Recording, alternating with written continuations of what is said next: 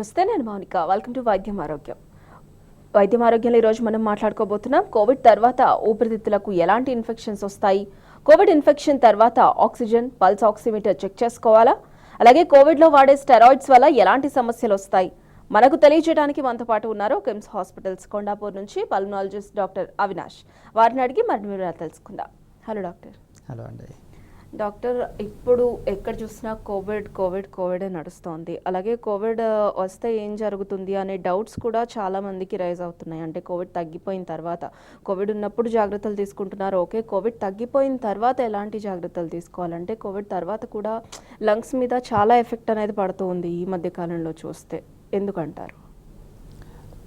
అంటే Covid infection అనేది మనకి తెలిసిందే, వైరస్ అనేది లోపల ఊపిరితిత్తుల్లోకి ప్రవేశించి ఊపిరితిత్తుల్ని గాయం చేసే విధంగా ఇన్ఫెక్ట్ చేస్తుంది. అంటే లంగ్ ప్యారెంకైమా అనేది డ్యామేజ్కి గురవుతుంది. దానివల్ల కోవిడ్ ఇన్ఫెక్షన్ వచ్చి తగ్గిన తర్వాత కూడా చాలా ఇన్ఫెక్షన్స్ సోకే అవకాశం ఉంటుంది. ఎస్పెషల్లీ మనకి గాల్లో ఉండే ఎటువంటి బ్యాక్టీరియా కావచ్చు, వేరే ఎటువంటి క్రిములైనా కూడా కావచ్చు, వేరే ట్యూబర్క్యులోసిస్ బ్యాక్టీరియా, ఫంగస్, ఇవన్నీ కూడా మనిషి నుంచి వేరే మనిషి నుంచి మనకి సంక్రమించే అవకాశం ఉంటుంది. అదేవిధంగా గాల్లోంచి మనకి వచ్చి అటాక్ చేయడం అనేది జరిగే అవకాశం చాలా ఉంటుందండి. అయితే కోవిడ్ వల్ల ఊపిరితిత్తులు అనేవి కొంతమేర డ్యామేజ్ అవుతాయి అనేది అందరికీ తెలిసిందే. అయితే తిరిగి రికవర్ అవ్వడానికి, అంటే ఒక పర్సన్ నార్మల్ స్టేజ్కి రావడానికి ఎంత టైం పట్టొచ్చు అంటారు? ఇప్పుడు డ్యామేజ్ అనేది మనం మాట్లాడుకుంటే పర్మనెంట్ డ్యామేజ్ అనేది కాదండి. అది జస్ట్ ఇప్పుడు మన ఎగ్జాంపుల్ అంటే చర్మానికి దెబ్బ తగిలితే దాంతో కోరిలేట్ చేసుకోవచ్చు. మనం చర్మం మీద దెబ్బ తగిలినప్పుడు నొప్పి అనేది ఒక 2-3 రోజులు ఉంటుంది, తర్వాత మొత్తం మానడానికి 10-15 రోజులు టైం పడుతుంది. అదేవిధంగా ఊపిరితిత్తుల్లో కూడా ఒకసారి కోవిడ్ ఇన్ఫెక్షన్ సోకిన తర్వాత ఈ ఆయాసం కానీ దగ్గు ఇవన్నీ కూడా కొన్ని రోజుల పాటు ఉండే అవకాశం ఉంటుంది. అంటే సివియరిటీ బట్టి రోజులు, కొన్నిసార్లు 2-3 వారాల వరకు ఉండి తర్వాత జరిగిన గాయం మొత్తం మానడానికి కనీసం 2-3 నెలలు టైం పడుతుంది. అంటే ఆ స్ట్రక్చరల్ అబ్నార్మాలిటీస్ ఏవైతే ఉన్నాయో, ఆర్కిటెక్చర్ కానీ అదంతా రిస్టోర్ అవ్వడానికి, లంగ్ ప్యారెంకైమా అనేది మొత్తంగా నార్మల్గా మానిపోవడానికి కనీసం 3 నెలలు టైం పడుతుంది. ఓకే, ఈ కోవిడ్ లంగ్ ఫైబ్రోసిస్ అంటే ఏంటండి? కోవిడ్ లంగ్ ఫైబ్రోసిస్ అనేది, సో ఇందాక మనం మాట్లాడుకునేది మామూలు టెంపరీ గాయం అయితే దాన్ని మనం న్యూమోనియా ఆర్ న్యూమోనైటిస్ అంటాం, ఒక వైరస్ వల్ల జరిగిన డ్యామేజ్ని. అదే ఇప్పుడు మనకి అదే చెప్పినట్టుగా చర్మం మీద కొన్నిసార్లు ఒక చిన్న గీతలాగా మానచ్చు, లేదా పెద్ద ప్యాచ్ లాగా కూడా అది పర్మనెంట్గా ఒక స్కార్ ఫామ్ అయిపోవచ్చు. అదేవిధంగా ఊపిరితిత్తుల్లో కూడా మేము చూసేది కోవిడ్ తర్వాత చాలా మటుకు మామూలుగానే నయమైపోతున్నాయి, కానీ కొన్నిసార్లు అది పనిచేయని భాగంగా మిగిలిపోతే దాన్ని ఫైబ్రోసిస్ అంటాం. చాలా మటుకు మామూలుగానే మానిపోతున్నాయి, కానీ అక్కడక్కడ ఫైబ్రోటిక్ స్కార్స్ ఉండే అవకాశం అయితే ఉంటుంది. ఓకే డాక్టర్, కాలర్ రెడీగా ఉన్నారు. అలీ ఫ్రమ్ ఖమ్మం, కాల్ తీసుకుందాం. అలీ గారు. Good afternoon madam. Good afternoon అండి. డాక్టర్ గారు ఉన్నారు, వారితో మాట్లాడండి. Sir good afternoon sir. Good afternoon అండి, చెప్పండి. సార్ నాకు కరోనా వచ్చి 4 months అవుతుంది సార్. కోవిడ్ వచ్చేసి ఇప్పుడు టీకా తీసుకోవచ్చా సార్? ఇప్పుడు తీసుకోవచ్చు. కోవిడ్ వచ్చి తగ్గిన తర్వాత 3 నెలల తర్వాత మీరు కోవిడ్ వ్యాక్సిన్ తీసుకోవచ్చు, టీకా తీసుకోవచ్చు. ఓకే డాక్టర్, అయితే ఈ ఇన్ఫెక్షన్ తగ్గిన తర్వాత, ఇన్ఫెక్షన్ ఉన్న టైంలో ఆక్సిజన్ అనేది మనం ఫ్రీక్వెంట్గా చెక్ చేసుకుంటూనే ఉండాల్సి వస్తుంది. అలాగే ఆక్సిజన్ ఇన్ఫెక్షన్ తగ్గిన తర్వాత కూడా ఇంట్లో చెక్ చేసుకుంటూనే ఉండాలంటారా? ఇప్పుడు కోవిడ్ టైంలో చెప్పిన విధంగా 2 వారాలు మనకి చాలా క్రూషియల్ పీరియడ్ ఉంటుందండి కోవిడ్ వచ్చిన తర్వాత. సో ఆ 2 వారాలు మనం చెక్ చేసుకుంటూ ఉండాలి పల్స్ ఆక్సిమీటర్తో. అండ్ స్పెషల్ ఏమంటామంటే 6 minute వాక్ టెస్ట్ అని ఒకటి అంటాము. అంటే 6 నిమిషాల పాటు మన ఓన్ స్పీడ్లోని, అంటే ఫాస్ట్గా అవసరం లేదు, స్లోగా కూడా అవసరం లేదు, మనం ఎంత వేగంగా నడవగలిగితే అంత వేగంగా నడుస్తూ నడిచిన తర్వాత ఆక్సిజన్ లెవెల్ చెక్ చేసుకోమంటాము. సో ముందు ఎంత ఉన్నది, తర్వాత ఎంత ఉంది అనే దాన్ని బట్టి మనకి ప్రాబ్లం అనేది ఉందా లేదా అనేది తెలుస్తుంది. సో జనరల్గా ఒక నార్మల్ మనిషికి 96, 97, 98 ఉంటూ ఉంటుంది. ఎప్పుడైతే అది 94 టచ్ అవుతుందో మనం కొంచెం జాగ్రత్త పడాల్సిన సమయం అని మనం గ్రహించాలి. అదేవిధంగా ఇది డిసీజ్ యాక్టివ్గా ఉన్నప్పుడు ఫస్ట్ 2 వారాల్లో ఇది ఈ విధంగా ఉంటుంది. ఆక్సిజన్ లెవెల్ తగ్గుతున్నప్పుడు మనకి శ్వాస ఇబ్బంది, ఆయాసం ఇవన్నీ ఉంటాయి. తర్వాత ఒకసారి రిజల్యూషన్ ఫేజ్కి వచ్చిన తర్వాత అంటే మానిపోతున్న టైంలోని ఇదే ఆక్సిజన్ లెవెల్కి 94 ఉన్న, 93, 94, 95 ఉన్నా కూడా అప్పుడు ఈ సిమ్టమ్స్ అనేవి ఉండకపోవచ్చు, శ్వాస ఇబ్బంది అనేవి. సో 6 minute వాక్ టెస్ట్ అనేది చాలా ఇంపార్టెంట్ ఇక్కడ ఈ విషయంలో. అయితే కోవిడ్ టైంలో నెబులైజర్స్ యూజ్ చేయమని చెప్తూ ఉంటారు. కోవిడ్ తర్వాత కూడా వాటిని కంటిన్యూ చేయాలంటారా? అంటే అది కూడా డిపెండ్స్ అండి. ఇప్పుడు కోవిడ్ టైంలో ఏదైతే మనం మాట్లాడుకున్నామో physical damage to the lungs అవుతుంది, నిమోనియా, న్యూమనైటిస్ అని కోవిడ్ వల్ల జరిగే దానివల్ల దాన్ని పెరగకుండా ఆపడానికి ఇన్హలేషనల్ స్టెరాయిడ్స్ అంటే గాల్లోంచి మనం ఊపిరితిత్తు లోపలికి, అంటే మనకి తెలిసిందే ఊపిరితిత్తు యొక్క సర్ఫేస్ ఏరియా, ఫంక్షనింగ్ ఏరియా చాలా పెద్దది. అంటే దాని area is equal to lawn tennis court అనమాట. అంటే 70 meters square ఉంటుందండి. సో అంత ఊపిరితిత్తు డ్యామేజ్ అవ్వకుండా ఆపడానికి మన దగ్గర ఉండే ఈ నెబులైజర్ మెడిసిన్స్ అనేవి చాలా చక్కగా పనిచేస్తాయి. లోపల వరకు ప్రతి ప్రాంతానికి వెళ్ళి పనిచేయడం జరుగుతుంది. సో డిసీజ్ ఉన్నప్పుడు ఆర్ కోవిడ్ ఇన్ఫెక్షన్ ఉన్నప్పుడు నెబులైజర్ ఈ రీజన్ కోసం వాడతాము, ఈ కారణం కోసం, అంటే ప్రాబ్లం అనేది పెరగకుండా ఉన్నదాన్ని తగ్గించేదానికి. తర్వాత కోవిడ్ ఇన్ఫెక్షన్ వచ్చి తగ్గిన తర్వాత చాలాసార్లు దగ్గు, పోస్ట్ వైరల్ కాఫ్ అంటాము. ఈ దగ్గు అనేది అంటే ఈ ఇన్ఫెక్షన్ వల్ల గాలి తీసుకెళ్లే గొట్టాలు వెడల్పుగా ఉండాల్సినవి ముడుచుకోవడం వల్ల, దీనివల్ల దగ్గు అనేది చాలా రోజులు తరబడి ఇబ్బంది పెడుతూ ఉంటుంది. దానికి సంబంధించి నెబులైజర్ ఆ గొట్టాలను ఓపెన్ చేయడానికి కోసం అనేది వాడతాము. సో ఇట్ డిపెండ్స్ అనమాట. కొన్ని రోజులు వాడి ఆపేయడం ఒక పద్ధతి, కాఫ్ కంటిన్యూ అవుతుంది అంటే డాక్టర్ చెప్పిన దాన్ని బట్టి వాడుకోవాలి. ఓకే డాక్టర్, మరో కాలర్ రెడీగా ఉన్నారు. గణేష్ ఫ్రమ్ హైదరాబాద్ కాల్ తీసుకుందాం. గణేష్ గారు. Hello madam. గణేష్ గారు, డాక్టర్ గారు ఉన్నారు, మీ డౌట్ ఏంటో వారిని అడగండి. నమస్తే డాక్టర్ గారు. నమస్తే అండి గణేష్ గారు, చెప్పండి. నాకు కోవిడ్ జనవరి వచ్చింది సార్. ఆహా. జనవరి వచ్చి తగ్గిపోయింది, వెంటిలేటర్ మీద ఉంచారు, తగ్గిపోయింది. అయితే మా డాక్టర్ గారు ఈ ఐస్ప్రింగ్ గోళీ రాసి, రక్తం పలసపడతాయని గోళీ రాసిండండి. అవును. అది ఎన్ని రోజులు వాడాలి సార్? ఇంకా వాడుతున్నా, 10 నెలలు అయింది, ఇప్పటికి 9 నెలలు దాటింది. అదే డాక్టర్ గారు అంటాడు ఎన్ని రోజులు వాడొచ్చు, అది రక్తం పలసపట్టేందుకు అని అంటాడు. ఇప్పుడు ఏం లేదు, షుగర్ బీపీ గోళీ ఒకటి వాడుతున్నాం, ఈ ఆస్పిరిన్ ఒకటి రాసిండు. ఇది ఎన్ని రోజులు వాడాలి సార్? దీనికి సమాధానం అంటే ఒక సింగిల్ సమాధానం చెప్పడం కష్టం. ఇది పేషెంట్ టు పేషెంట్ మారే విధంగా ఉంటుంది. ఇప్పుడు యాంటీ కోయాగులెంట్స్ అని వాడతాము ప్రాబ్లం ఎక్కువగా ఉన్నప్పుడు, అది కనీసం 2-3 నెలల వరకు వాడించాల్సిన అవసరం ఉంటుంది మాకు. అంటే సపోజ్ చాలా సివియర్గా ప్రాబ్లం వచ్చింది, ఆక్సిజన్ పెట్టాల్సిన అవసరం వచ్చింది, ఐసీలో ఉన్నారు, ఆ తర్వాత ఈ 2-3 నెలల వరకు యాంటీ కోయాగులెంట్స్ వాడిపిస్తాము. ప్లస్ ఈ మీరు చెప్పే ఎకోస్ప్రిన్ అనేది యాంటీ ప్లేట్లెట్స్, అది కొంచెం మైల్డ్ ప్రాబ్లం ఉన్నవాళ్ళు ఆర్ ప్రివెంటివ్ ఆస్పెక్ట్లో వాడే మెడిసిన్ అది. అయితే ఇప్పుడు ముందు నుంచే గుండె ప్రాబ్లమ్స్ ఉన్నవాళ్ళు, బీపీ షుగర్ ఉన్న వాళ్ళకి కొంతమందికి ఆల్రెడీ వాడిపిస్తారు, వాళ్ళు కంటిన్యూ చేయాల్సి ఉంటుంది.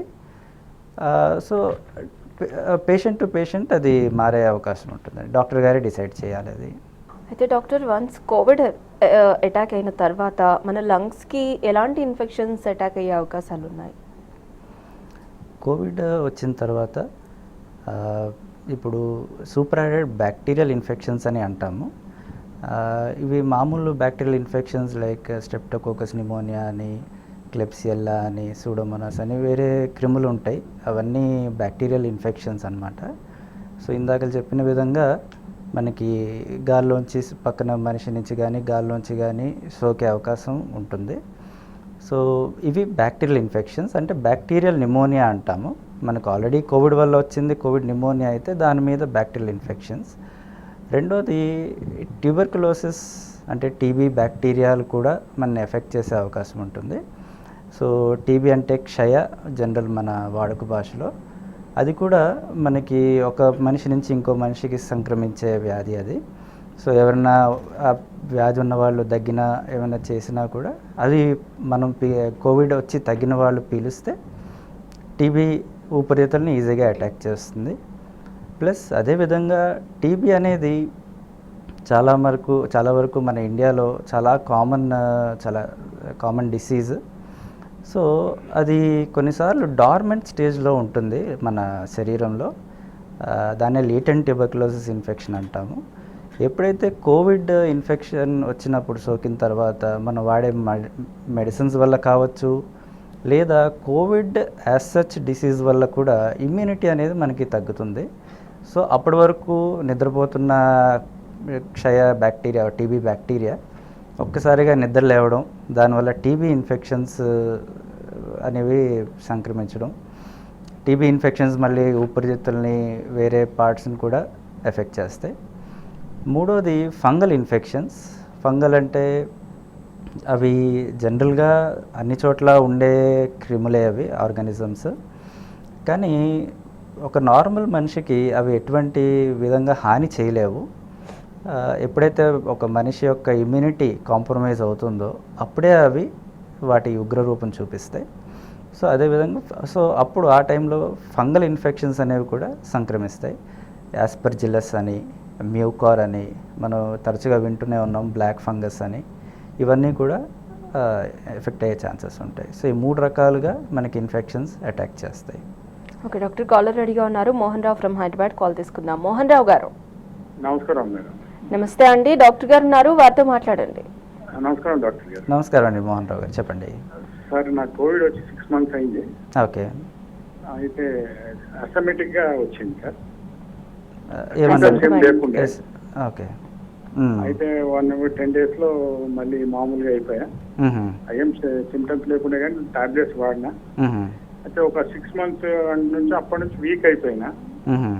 గ్యాస్ట్రిక్ ట్రబుల్ డెవలప్ అయింది, లో బీపీ వచ్చింది, అప్పుడప్పుడు గిడ్డినెస్ లాగా అనిపిస్తుంది సార్. దీనికి అంటే అదే కారణం అంటారా? నేను 66 నా ఏజ్. ఓకే. దీనికి సమాధానం అంటే ఇప్పుడు 6 నెలలు అయ్యింది అంటున్నారు, మోర్ దెన్ 6 నెలలు అన్నట్టు. So post Covid symptoms or post Covid syndrome అని నిజంగానే చూస్తున్నాము.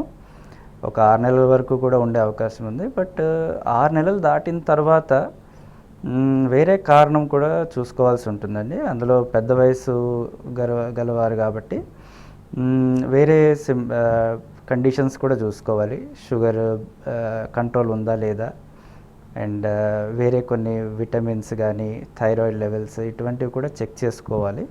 అంటే ముందు లేకపోయినా ఇప్పుడు ఒక్కసారి చెక్ చేసుకోవడం మంచిది. సో ఫ్రెష్గా చూసుకోవాల్సిన అవసరం ఉందండి. ఓకే డాక్టర్, మరో కాలర్ రెడీగా ఉన్నారు. నిరంజన్ వాలీ ఫ్రమ్ మహబూబ్ నగర్ కాల్ తీసుకుందాం. నిరంజన్ గారు. Hello madam. నిరంజన్ గారు, డాక్టర్ గారు ఉన్నారు, వారితో మాట్లాడండి. హలో నిరంజన్ గారు చెప్పండి. హలో నిరంజన్ గారు చెప్పండి. నేను మీ పేషెంట్ సార్. నేను మీ ఇంతకుముందు వన్ వీక్ బ్యాక్ నేను వచ్చినా సార్. మొత్తం స్కానింగ్ ఇది మీ దగ్గర చేయించుకున్నా. ఓకే. 2 సిరప్లు ఇచ్చిండ్రు, టాబ్లెట్స్ ఇచ్చిండ్రు, మార్నింగ్ తర్వాత నైట్ ఇచ్చిండ్రు. నేను 7 days బ్యాక్ వచ్చినా సార్. ఓకే. అదే ఇప్పుడు సార్ కొంచెం 50% పర్వాలేదు సార్.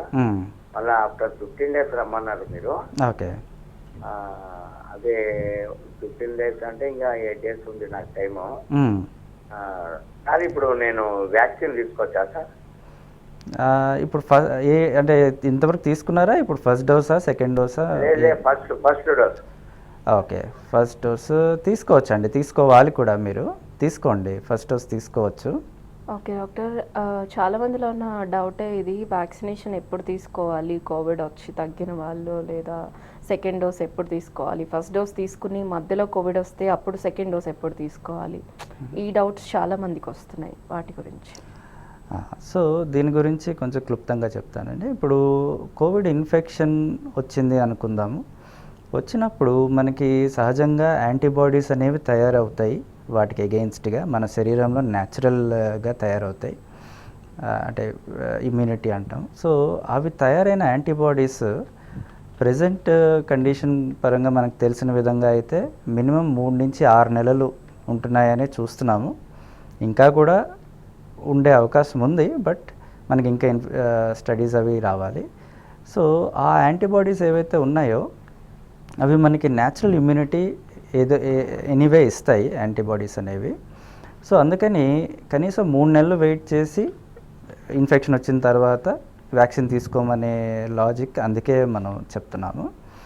అయితే చాలామందికి జరుగుతుంది, వ్యాక్సిన్ తీసుకున్న మొదటి వారంలోనే ఇన్ఫెక్షన్ రావడం, లేదా వ్యాక్సిన్ ఫస్ట్ తీసుకొని తర్వాత ఒక నెల తర్వాత రావడం, సెకండ్ డోస్ మధ్యలో అడ్డంకి కావడం ఇది జరుగుతుంది.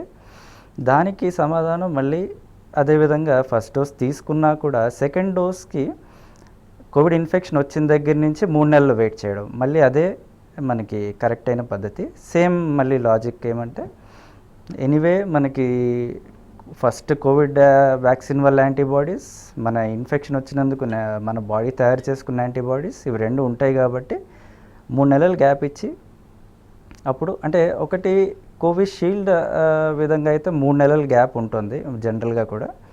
సో మామూలుగా ఈ ఇన్ఫెక్షన్ వచ్చిన తగ్గిన తర్వాత కూడా 3 నెలలు గ్యాప్ తీసుకోవాలి.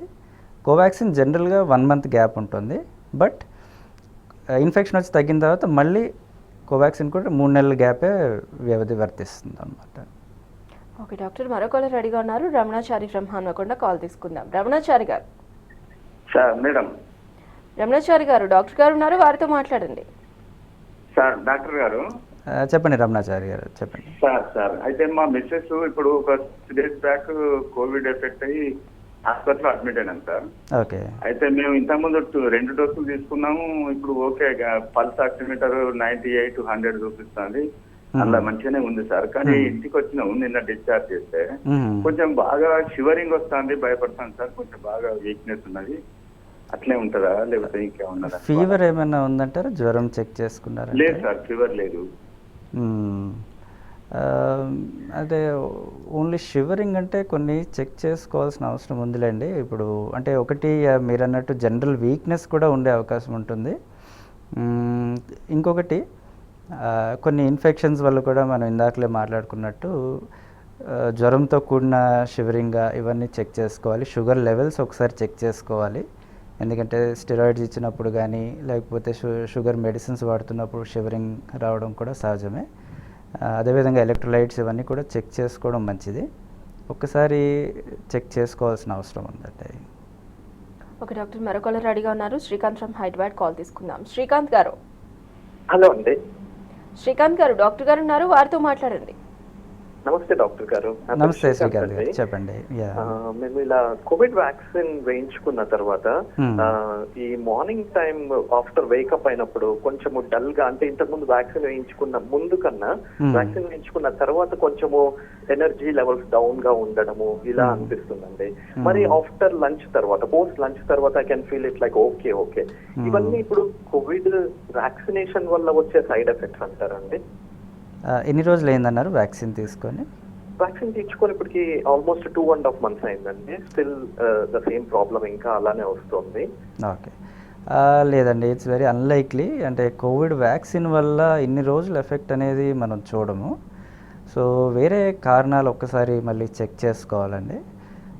మొదటి 1 week to 10 days ఉన్నాయి అంటే సరే, అది వ్యాక్సిన్ సంబంధించి కావచ్చు.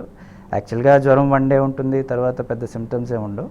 2.5 months దీనివల్ల కాదు, ఒక్కసారి వేరే చెక్ చేసుకోవాల్సిన అవసరం ఉందండి. ఓకే డాక్టర్, అయితే కోవిడ్ వచ్చిన వారికి అది తగ్గించడానికి సివియర్ అయిన వారికి స్టెరాయిడ్స్ కానీ ఇద్దరు సివియర్ మెడికేషన్ కానీ హాస్పిటల్ వెళ్ళి అడ్మిట్ అయిన వారికి యూజ్ చేయడం జరుగుతుంది. వాళ్ళల్లో ఈ స్టెరాయిడ్స్ వాడడం వల్ల ఏమైనా కాంప్లికేషన్స్ వచ్చే అవకాశాలు ఉంటాయంటారా? ఇప్పుడు కరెంట్ సిచ్యువేషన్లో స్టెరాయిడ్స్ మీద బాగానే డిస్కషన్ జరుగుతుందండి. సో స్టెరాయిడ్స్ అనేవి ఫస్ట్ మనం అంటే అర్థం చేసుకోవాల్సింది తెలుసుకోవాల్సింది ఏంటంటే, కోవిడ్ విషయంలో ఇవి లైఫ్ సేవింగ్ మెడిసిన్స్ అన్నమాట. సిచ్యువేషన్ బట్టి మేము స్టెరాయిడ్స్ వాడతాము. అయితే ఇప్పుడు ఇందాకలో మాట్లాడుకున్నట్టు ఇన్ఫెక్షన్ కొన్నిసార్లు సివియర్ అయిపోయి మన చేతులు దాటిపోయే స్టేజ్కి వస్తూ ఉంటుంది. దాన్ని సైటోకైన్ స్టార్మ్ అని అంటాము.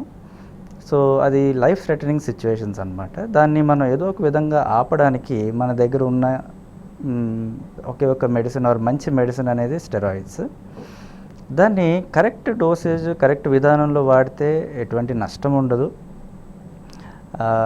అయితే ప్రొలాంగ్డ్గా వాడటం, ఎన్నో రోజులుగా వాడటం, వారాలు నెలల తరబడి వాడితే అప్పుడు వాటి వల్ల కాంప్లికేషన్స్ అనేవి ఎదురవుతాయి.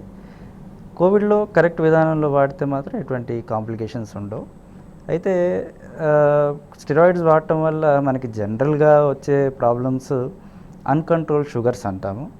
డ్యూరింగ్ హాస్పిటలైజేషన్లో కూడా, అంటే హాస్పిటల్లో ఉన్నప్పుడు వార్డులో కానీ ఐసీలో కానీ స్టెరాయిడ్స్ ఇవ్వగానే వాళ్ళు డయాబెటిక్స్ అయి ఉండొచ్చు, డయాబెటిక్స్ కాకపోయినా కూడా షుగర్స్ అనేవి చాలా హై వెళ్ళిపోతూ ఉంటాయి. అటువంటప్పుడు మేమే వాటిని కంట్రోల్ చేస్తూ ఉంటాం. ఇన్సులిన్ అనే ఇస్తాము సిచ్యువేషన్ బట్టి, ఆర్ ట్యాబ్లెట్స్ కానీ అవన్నీ ప్రిస్క్రైబ్ చేస్తూ ఉంటాం. సో ఇదొక కాంప్లికేషన్ ఉండొచ్చు, షుగర్స్ ఎక్కువ అవడం. అయితే షుగర్ డౌన్ అయితే మనకి ఎమర్జెన్సీ, కానీ షుగర్ పెరిగితే అది ఎమర్జెన్సీ కాదు, అది మేము కంట్రోల్ చేసుకుంటాం అన్ని మెడిసిన్స్ ఇచ్చుకుంటూ. అదేవిధంగా అంటే షుగర్స్ అన్కంట్రోల్డ్ ఎన్నో రోజులు ఉంటేనే మనకి అది ఇబ్బంది, అంతేగాని అది రోజులు అంటే ఒక పూటలోని కంట్రోల్ చేస్తే అది పెద్ద ప్రాబ్లమాటిక్ కాదు. అదేవిధంగా మళ్ళీ సేమ్ ఇమ్యూనిటీకే వస్తుంది. స్టెరాయిడ్స్ అనేవి ఇమ్యూనిటీని కొంచెం డౌన్ చేస్తాయి. అంటే కోవిడ్ పరంగా మాట్లాడుకుంటే, కోవిడ్లో మన కోవిడ్ వైరస్ని చంపడానికి ప్రయత్నంగా మన శరీరంలో ఉండే తెల్ల రక్త కణాలు ఆర్ సోల్జర్స్ ఎవరైతే ఉంటారో అవి చాలా యాక్టివేట్ అవుతాయి, యాక్టివేట్ అవుతాయి.